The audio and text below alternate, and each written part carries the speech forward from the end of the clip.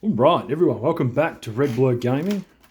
Let's get some light in there and let's rip into this. So we have, obviously you guys can see there's a whole bunch of things primed on the table right now.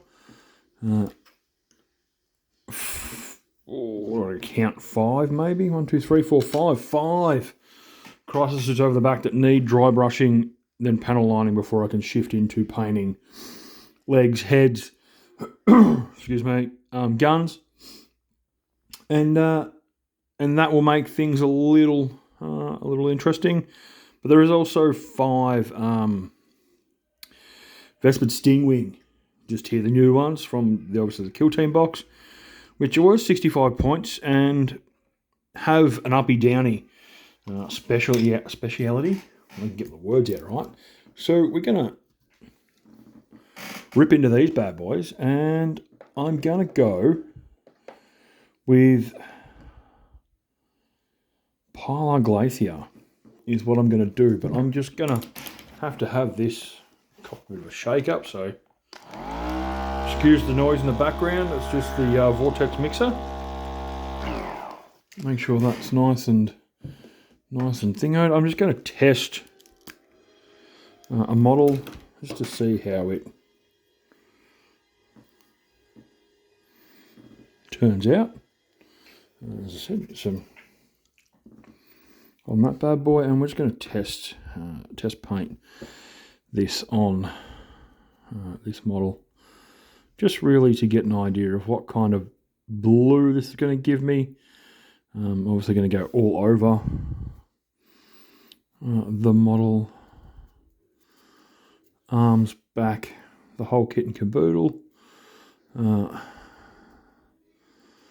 But I may actually have to go with a different blue, because I can already tell that this is not quite giving me the darkness I want.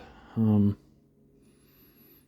you can see, it's very light. So I know that far in that is not the blue I need. I need to go darker. So we can go Frost Hearth, which we know how dark that is, or we can attempt to mix the Nighthaunt Gloom, and we'll just try that on the same model, and we'll see what colour we're going to get, because I can literally reprime this guy, which is fine. Is this going to give me... Oh, is that going to work, I wonder? Really? Am I going to be okay with that colour? Or do I want to go a dark blue, which I've got a couple there? I'm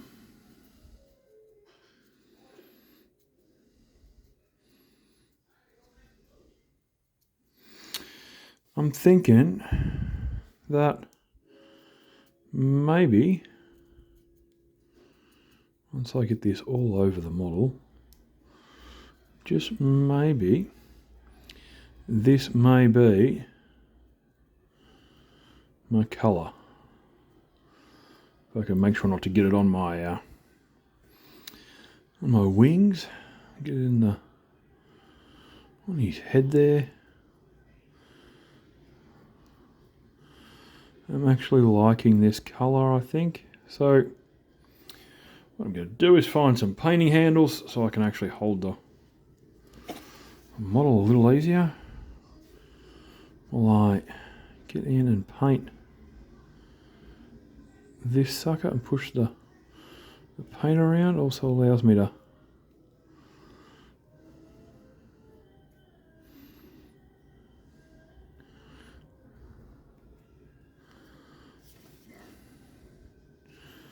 get in there,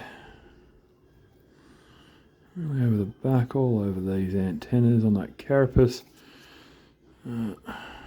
which is going to be an interesting kettle of fish, because I'm going to have to try and figure out how I'm going to paint this carapace in terms of getting this engine and stuff painted. I know that I'm going to probably, on this top rung of wing here, continue on with this colour all the way out, like so.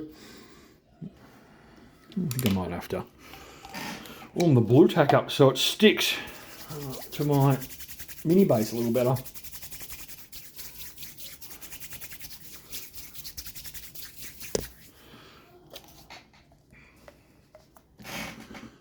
See if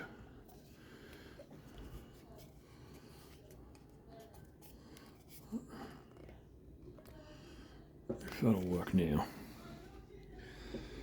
I'm being completely pushed down, so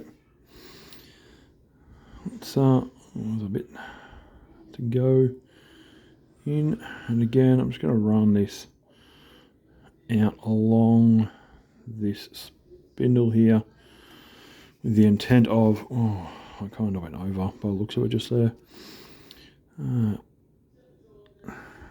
there, and I'm just going to have to very carefully paint this section here, which I'm trying to do by giving myself something to balance on. Now, I was hoping to play a game on the weekend, or today actually. This is a Saturday for me. It didn't come to fruition. Slightly frustrating, but it is what it is. In terms of that happens, you know, sometimes no one's available to play a game with, and I'm not going to complain overly because that's cool. Everyone's got lives and whatnot, so you know, it happens. But let's continue to get this this guy painted. Let's go over this where we've already put that blue down, that glacier. I'm just going to run over it with the Nighthawk. It's a darker colour. It will just overpower it and we won't have to worry too much. Just make sure we get this all the way around.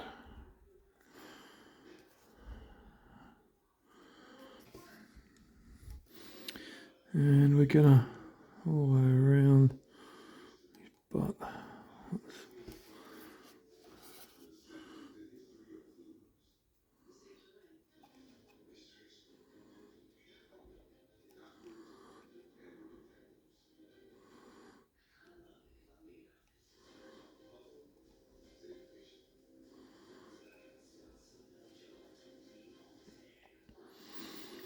Keep going around, just making sure we got all of this on all of the model, especially in the real hard to reach places where we've got a couple. And luckily this painting handle that I'm using, although it's just an old M&M's mini handle, container that's had the top taken off it and the little knobby bit cut off. It makes for a very, very, very, I'm going to say it now, very, very bloody good painting handle, because it allows for grip rotation in your hand comfortably. Because it's so small, it's easy to spin around, which makes everything so much easier.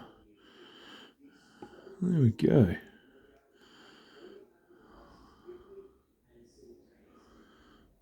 So we're just going to continue going around the model, making sure we've got all of the sections we need to on the body, so we can kind of put this one aside shortly and move on to the next. Just going to flick him upside down again. Some more contrast on my brush. I've got a little bit just there I've got to get into, but I've just got to get in the back of a few spots in here, which is luckily why I'm using this particular brush, because it this particular brush. It's kind of biggish, but also not too big that I'm gonna get too deep into what I'm trying to paint and make too many massive mistakes with where my brush is going. So I've just got to get in on the feel these little dashes and gaps and lines.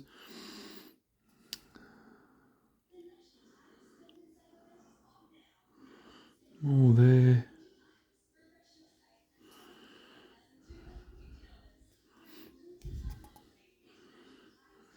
Just remember that we've got, there we go, and some hand gripping of the rifle there.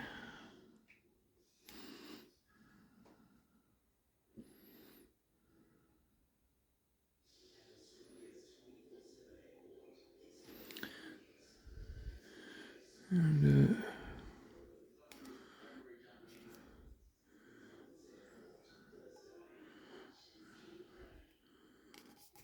as I said, we're just getting around, making sure we haven't missed anything. All of that. Carapace is done. A little bit of arm not painted there because of the way it wraps around, so just carefully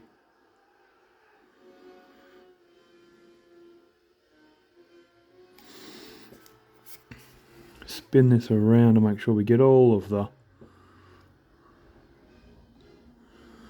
sections.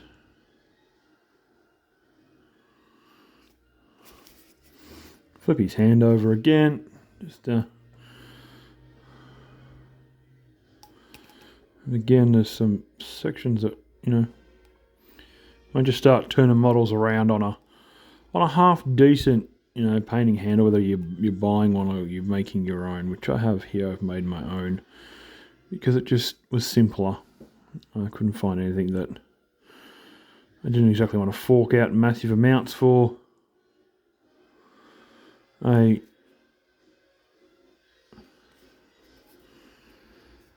paintbrush. And again, we're just going to attempt to get this. I might go with a smaller brush for the time being. Grab that, change brushes over. There it is, a smaller brush. Just make sure there's some water on it. Grab hold of that. And we just want to work our way down this bony promenade of this wing, because eventually the plan is, I'm slipping slightly because it's a little bit hard to get what I'm trying to do very fine work so that there's no damage to the detail. I've done one side, we'll work on the next, because let's make life a little easier.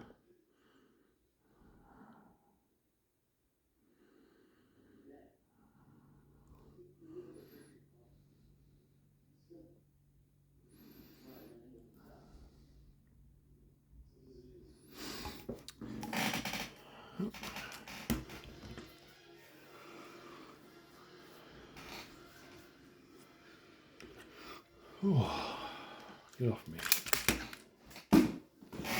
Oop, I'm just throwing my bloody vision glasses on the floor. That makes it easier for me to see what I'm doing. Fun and games.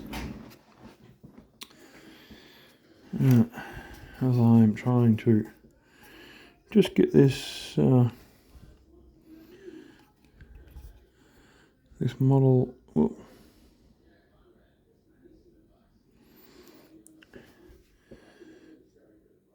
painted where I want it to be.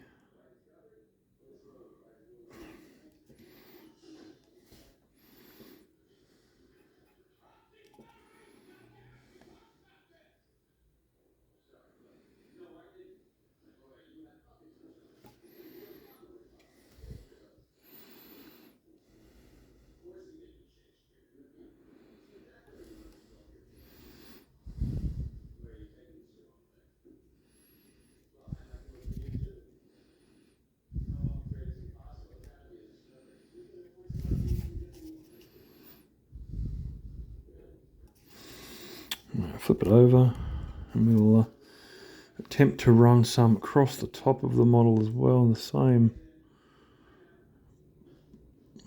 little bony prominent, which I know I'm going to go over the edge because my adrenaline's still running high from watching my team win in the Australian Football League. They had a win just before. I was watching that live on TV before I got on to do this because that's the way the cookie crumbles sometime for us Aussies. We have things that we watch, such as what we would call football, Aussie rules. It's very, to be honest, it's very aggressive. A lot of people are quite surprised by what happens in it, how it's played, and the fact that there is guys running into each other at full tilt with no protective equipment on. Alright, so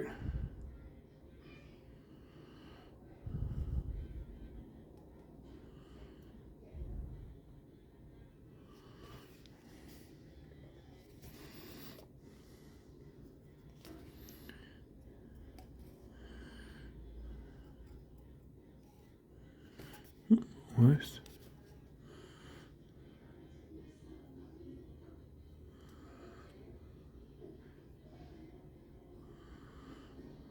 And I will say it now. There we go. One in the background. One complete. We are going to warm up some more of this most lovely of blue tack to blue tack the next guy down. And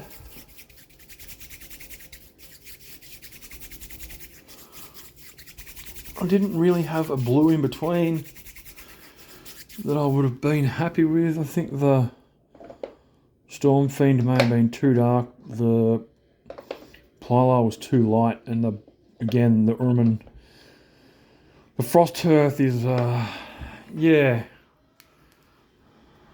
I'm not 100% sure. I'm okay with this colour, I think.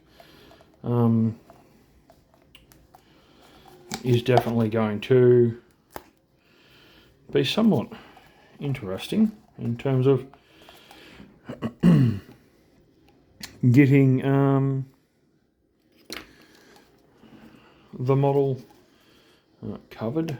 We have another lovely model here. So again,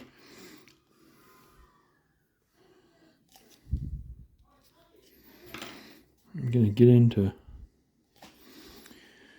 really getting this on there in a bit of a thickish attempt. You know,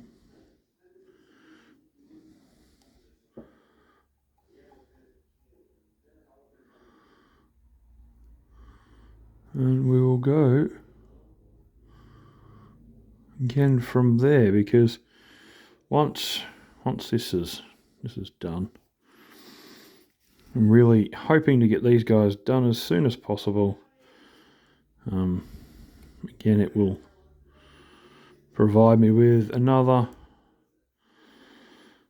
65 points, as I was saying, of completed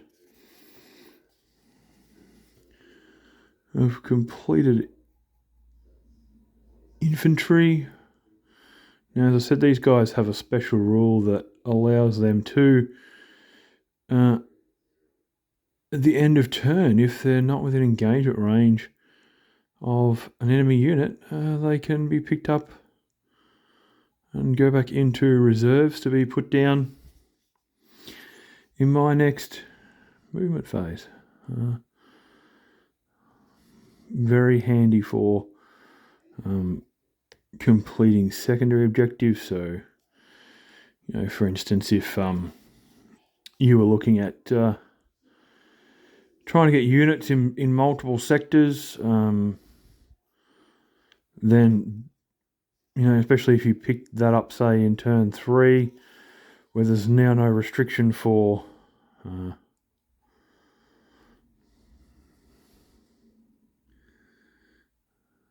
putting units, which is always what you're after, as quickly as possible to be able to get through the restrictions for placing of units from reserve, or from reserve, because that's what they're going into reserve and coming out of reserve, basically as much as possible, and that allows for some very useful. Should really check the bottom of that dude's lid. Did I get it all? His head upside down, just making sure that I got all of his neck, which I did kind of now. Yeah, making sure that you have the ability to be really frustrating for the enemy, because being able to pick up and put down units constantly, especially and move them around, especially when you're looking at secondaries and being able to possibly max out secondaries by doing this, it becomes a big frustration to opposition players, because then they've got to think about all the time, when are those damn things coming back? Where are they going to pop up? What are they going to do? Where are they going to annoy me next? And even if you're not putting them in an enemy's deployment zone, there's always that concern that that's exactly where they're going to go. That's where they're going to pop up. That's what they're going to do. They may not shoot anything, they may not kill anything, they may just hide themselves away. And especially if you're going second, you can get them into a position, for example, and still at the end of that turn, because you're going first, or you're going second, sorry. At the end of your turn, they've done their job, they've scored, they can come off the board. They come off the board at the end of the turn. So after scoring is done, you can say, right, cool, these guys are coming off the board. Scoring is usually done, especially something like that, at the end of turn, or start of next command phase sometimes, but sometimes, depending on how the card reads, those end of turn cards are quite useful. Scoring can be done before some other things, and then you can. And I'm thinking about, now that I'm painting these feet, I'm thinking I'm going to go back in, and those last metatarsals, the toes where the claws are, I think I'm going to come back and possibly paint them out and out black. I'll just colour them for the time being, so I know that I'm kind of done on that section. Also, so I know where they are against the. But yeah, have had them used against me by one of the friendly local game store boys that plays Tau also, and they were a little annoying. Appeared and disappeared a couple of times. Definitely said to me, whatever you do, get yourself some, as soon as you can, some vespid. They